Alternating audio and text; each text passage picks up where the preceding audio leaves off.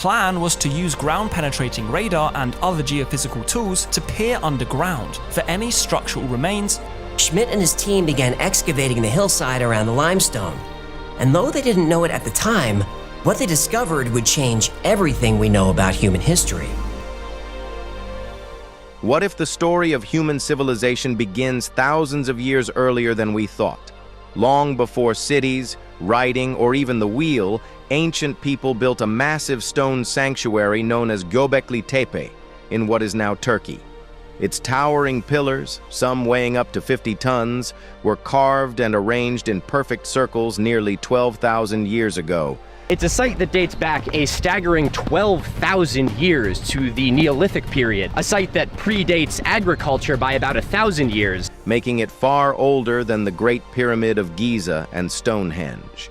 This is Cheops here, the biggest pyramid in the world, and it's about 4,500 years old. But here's the question. How did hunter-gatherers with no metal tools or advanced technology build something so monumental? And the greatest mystery of all, why did the very people who built it later bury the entire site beneath tons of earth and disappear, leaving behind a secret that could rewrite the origins of civilization? History's missing chapter. The story of Göbekli Tepe's discovery begins, like many great archaeological stories, with a moment of stubbornness.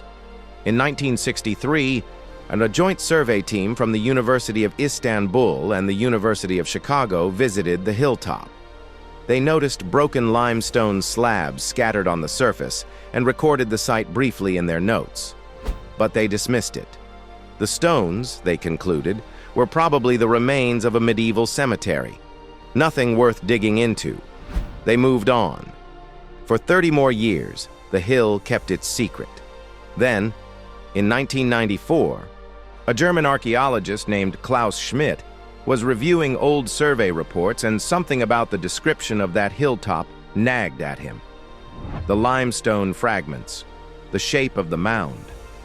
Something felt wrong about the medieval cemetery explanation. Schmidt decided to visit the site himself. What he found when he arrived changed everything. The stones poking through the surface were not random cemetery markers. They were the tops of massive T-shaped pillars, carved, decorated, and intentionally arranged. And they were buried under centuries of accumulated fill. They recycled it and brought it to some other place in the mountain. We can understand from this existing enclosures that they reused a lot of existing pieces. Schmidt realized almost immediately that he was looking at something extraordinary.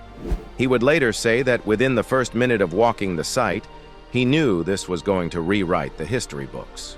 He was right. Over the next 2 decades of excavation, Schmidt and his team would uncover a complex of circular and rectangular enclosures, each containing pairs of enormous T-shaped limestone pillars. The largest of these pillars stood over 18 feet tall and weighed between 40 and 50 tons. Their surfaces were carved with detailed reliefs of animals: foxes, boars, cranes, serpents, scorpions, lions, and species that no longer exist in the region. The pillars of Göbekli Tepe are undoubtedly best known for their animal carvings, with the limestone reliefs featuring everything from lions, boars, foxes, donkeys. There's no hybrids. Every single one is an animal that actually exists. And here is where the story gets truly strange.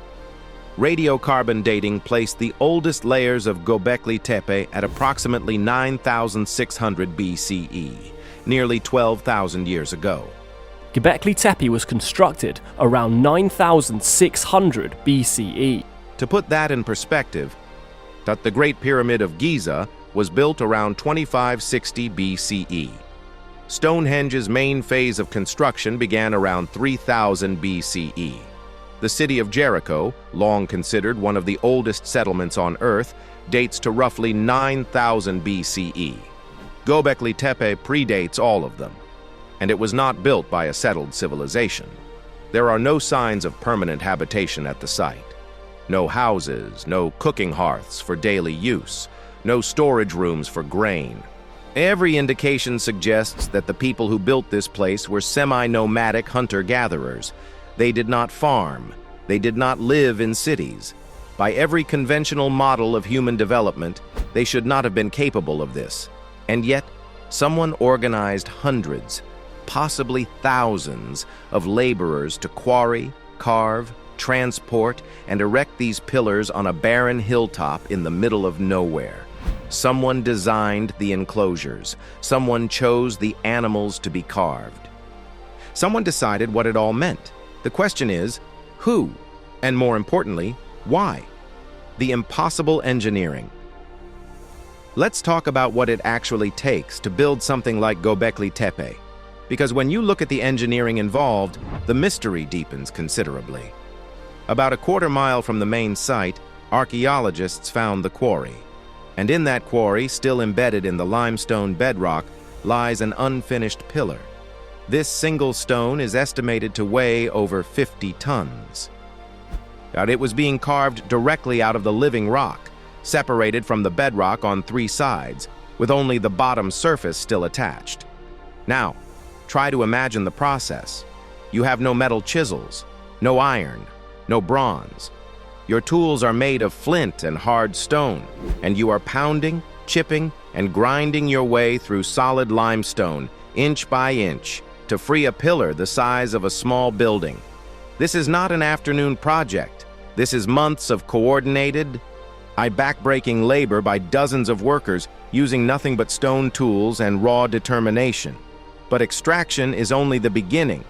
Once the pillar is freed from the bedrock, you have to move it uphill to a site that sits on the highest point of the ridge. We are talking about dragging a 50-ton block of limestone across uneven terrain without wheels, without pulleys, without draft animals. People of Göbekli Tepe didn't have access to metal tools, wheels, or domesticated animals. Modern engineers have estimated that moving a stone of this size would require at least 500 people pulling in coordination, using ropes made from animal hides or plant fibers. Technical skill and manpower needed to move and erect these stones is just astonishing. That means organization, leadership, planning, supply chains to feed and shelter the workers. Think about that for a moment. A society that supposedly had no permanent settlement somehow mobilized a workforce of hundreds, fed them, coordinated their labor, and directed them toward a single monumental purpose. That does not happen spontaneously. That requires something very close to what we would call civilization, and the construction does not stop at moving the stones. The enclosures at Göbekli Tepe are not random piles of rock. They are carefully designed circular structures, some over 60 feet in diameter, with T-shaped pillars arranged in rings around 2 larger central pillars. The walls between the pillars are built from smaller stones fitted together with precision, and the floors are made of polished limestone, smooth, level, and deliberately finished. And the floor is made of the bedrock, but carefully smoothed bedrock. Each enclosure is slightly different in design, as though the builders were experimenting, refining, evolving their techniques over generations.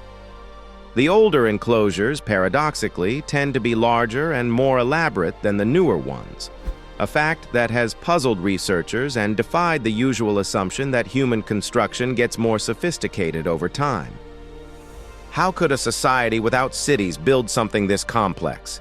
How could people without a written language transmit the architectural knowledge needed to plan and execute these structures across generations?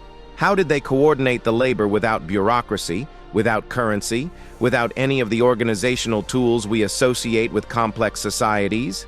These are not rhetorical questions. They are genuine puzzles that challenge the foundations of how we understand human history. The precision mystery. For decades, archaeologists assumed the enclosures at Göbekli Tepe were built independently. One circle constructed, used for a while, then a second one added nearby, then a third, spread out over centuries with no master plan connecting them. It was a reasonable assumption. After all, these were supposed to be hunter-gatherers improvising their way through the Stone Age. It had been erected by Stone Age people so long ago, and which is still existent now here. Then, in 2020, 2 Israeli archaeologists shattered that assumption entirely. Gil Hackley, an archaeologist with the Israel Antiquities Authority, who also trained as an architect, teamed up with Professor Avi Gopher of Tel Aviv University to conduct something no one had attempted before, a formal architectural analysis of Göbekli Tepe's layout. They used an analytical method called standard deviation mapping, an algorithm designed to find hidden spatial patterns, and applied it to the three oldest, most monumental enclosures at the site: enclosures B, C, and D. The so-called enclosure D of Göbekli Tepe, A, B, C, D, numbered in order of their discovery, and D is a best preserved ones with a diameter of about 20 meters from east to west. What they found stunned even them. When they calculated the geometric center point of each enclosure, the precise midpoint between the twin T-shaped pillars at the heart of each circle, the 3 points formed a nearly perfect equilateral triangle. The side length of this triangle measured approximately 19 meters, and each vertex deviated from mathematical perfection by only 25 to 28 centimeters.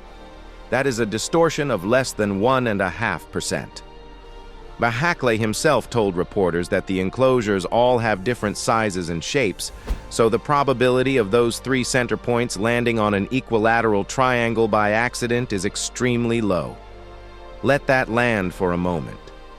12,000 years ago, no writing, no formal mathematics, no measuring tape, and yet someone laid out a geometric figure with a precision that a modern surveyor would respect.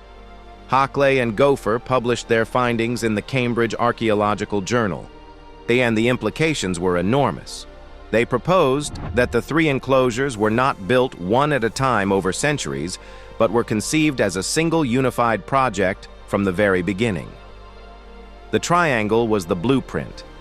The builders, they suggested, may have used something as simple as ropes or reeds cut to equal lengths, stretched between stakes in the ground, to map out this design before a single stone was placed. It is a technique so elegant that it barely requires technology, just intelligence, patience, and the ability to think abstractly about space. But here is where the story gets even more layered. The analysis revealed additional patterns within the triangle.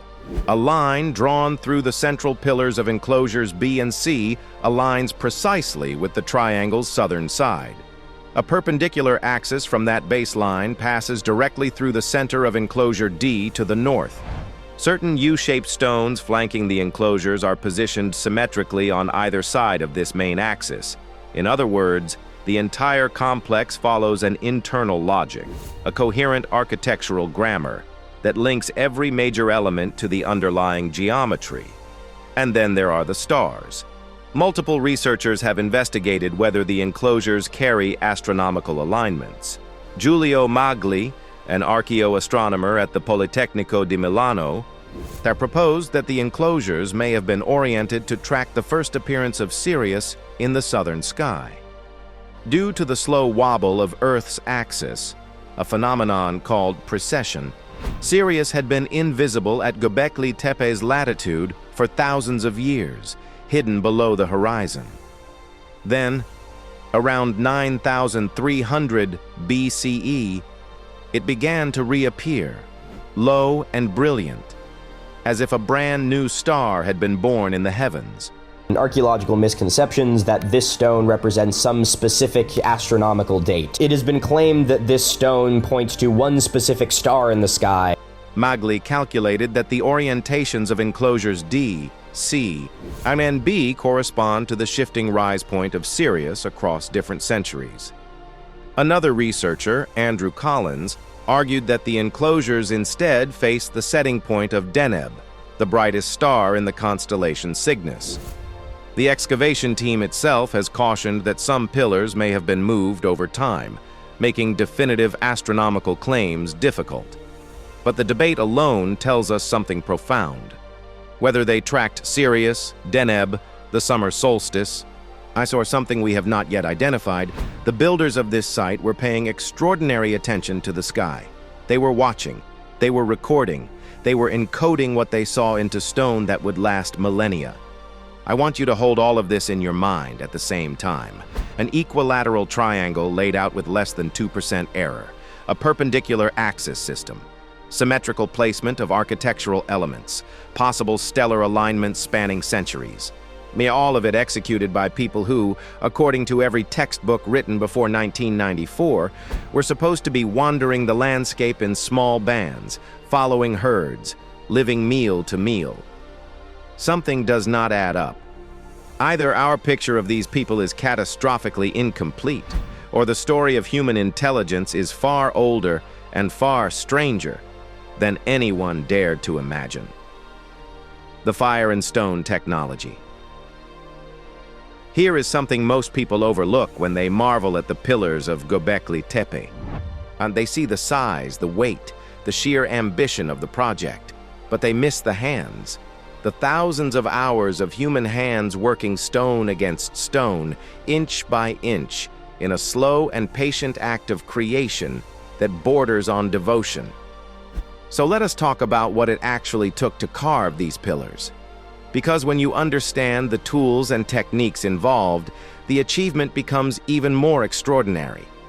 The German Archaeological Institute, which has led excavations at the site since 1995, conducted a series of experimental archaeology studies to answer a deceptively simple question. Could flint tools really do this? Researchers from the excavation team took flint picks and hard stone pounders, tools identical to the thousands of artifacts recovered at the site, and attempted to replicate the quarrying process on the same type of limestone bedrock that surrounds Göbekli Tepe. What they found was both humbling and enlightening, and the limestone on the plateau, while hard and crystalline, is soft enough to be worked by flint. But the word soft is deeply relative here. After days of hammering stone against stone, the modern researchers reported that their respect for the prehistoric workers had only increased. The work was grueling, exhausting, and painfully slow, and yet it was absolutely possible. The quarry evidence tells the story in vivid detail. Across the limestone plateau surrounding Göbekli Tepe, the archaeologists have identified multiple quarry sites where U-shaped channels were cut directly into the bedrock using flint tools. Hundreds of workers would have been required. Experiments on the actual site of Göbekli Tepe, however, using period-appropriate materials and tools, found that even the largest pillars could have been quarried and constructed by 10 to 14 people. The builders would choose a spot where the natural limestone strata, layers roughly 60 centimeters to 1.5 meters thick, separated by natural fault lines, matched the desired thickness of the pillar. This was a clever bit of geological thinking. By working with the natural layering of the rock, they only had to carve around 3 sides of the pillar, not beneath it.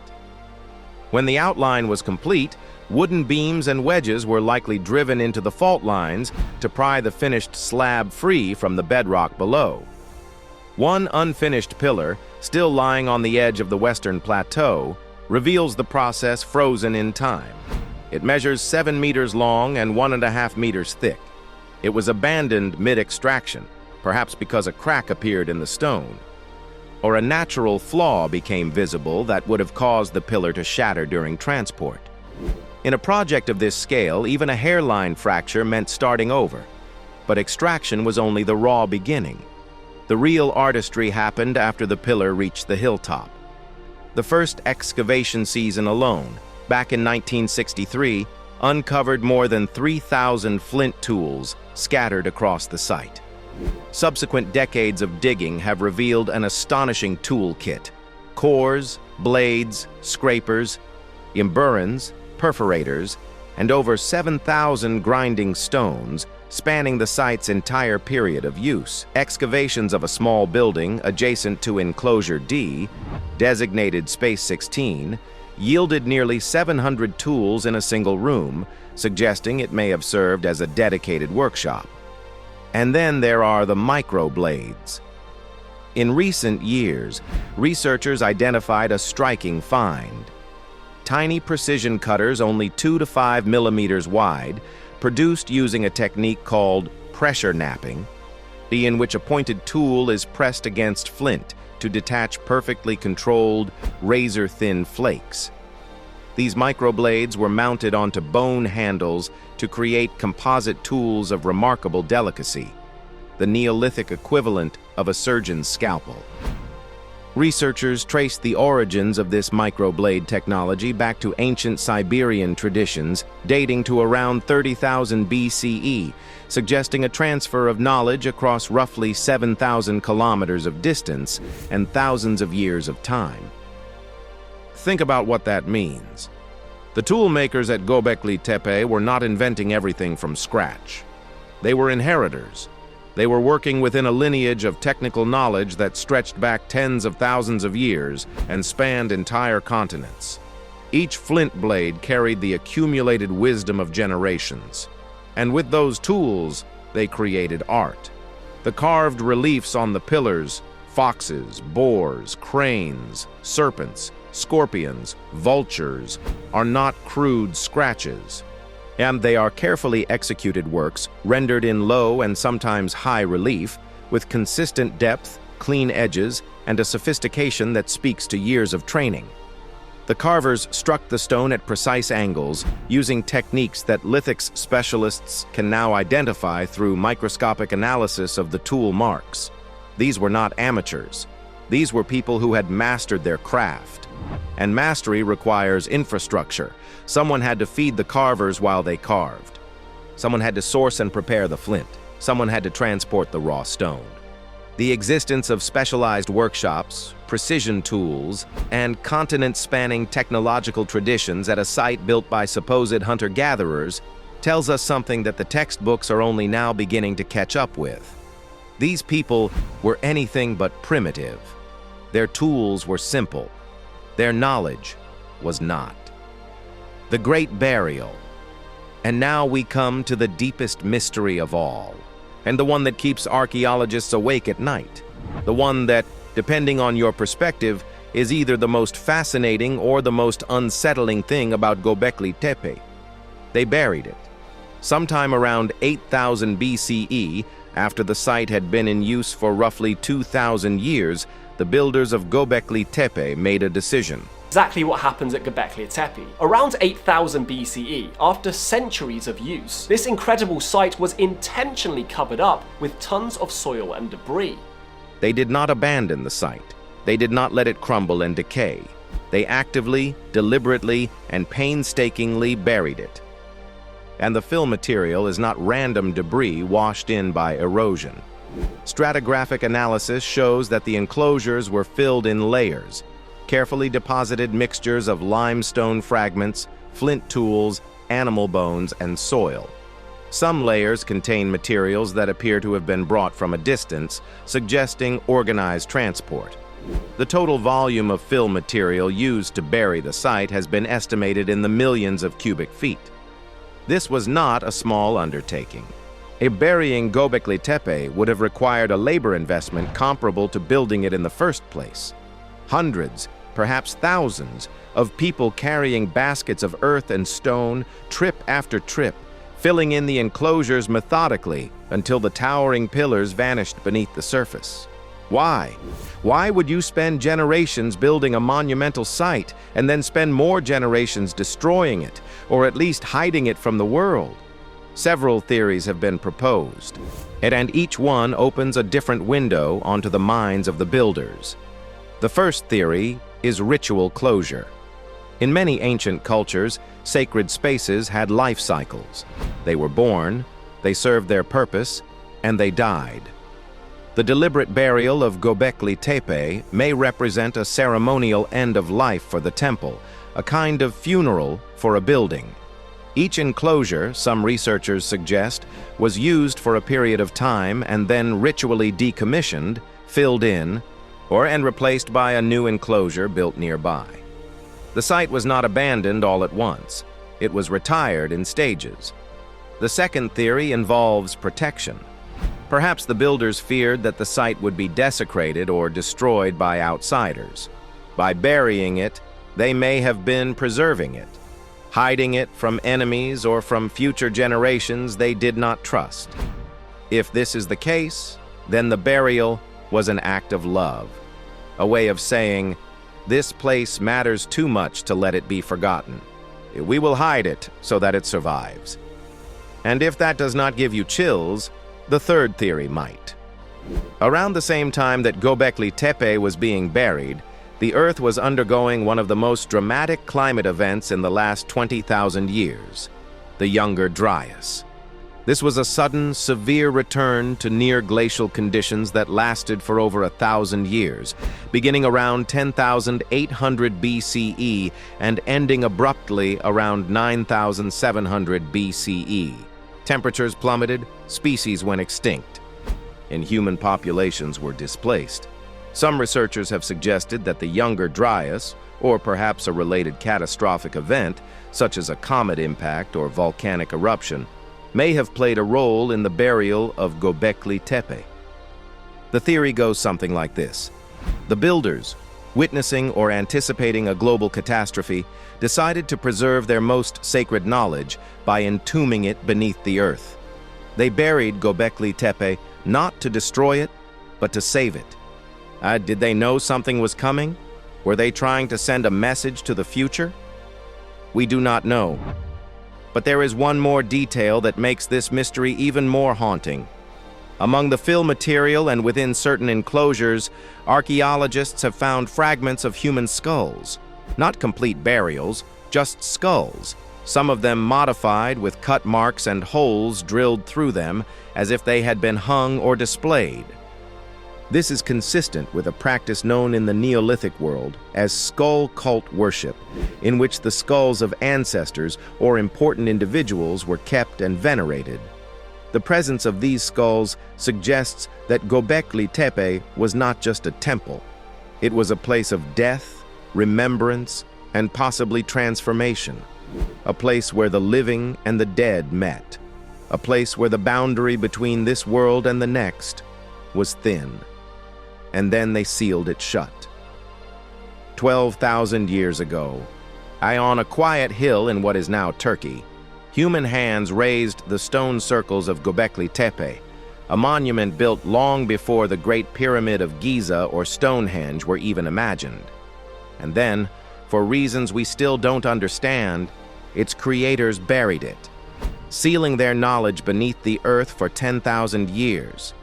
Today, most of the site still lies hidden beneath that hill, untouched, waiting, which means the story we think we know may only be the beginning. So the real question is this. When the rest of Göbekli Tepe is finally uncovered, will it confirm what we believe about our past or reveal a chapter of human history we were never meant to find?